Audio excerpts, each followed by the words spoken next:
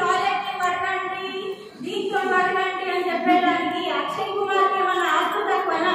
ఒక్క సినిమా తీస్తే 100 కోట్లు వచ్చి పడతాయి ఆయన ఇంట్లో. మరి అక్షయ్ కుమార్ ఎందుకు వచ్చి టాయిలెట్ అడుగుతున్నాడు? రోజు మన ఇంట్లో రోజు ఆయన ఎందుకు వచ్చి టాయిలెట్ అడుగుతున్నాడు? ఆయనకి ఏం అవసరం చెప్పండి?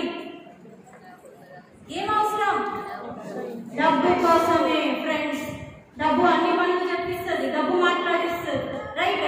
సో అదే మాట ఈ బ్రాండ్ ని మనం ప్రమోట్ చేస్తే అక్షయ్ కుమార్ కంటే పెద్ద బ్రాండ్ అంబాసిడర్ ఎవరు అవుతాము అంటే జయా మేడమే అవుతుంది. సో నేను ప్రమోట్ చేస్తే నేను బ్రాండ్ అంబాసిడర్ అవుతా, మీరు ప్రమోట్ చేస్తే మీరు బ్రాండ్ అంబాసిడర్ అవుతారు. సో వెస్టీజ్ లో ఏముంది?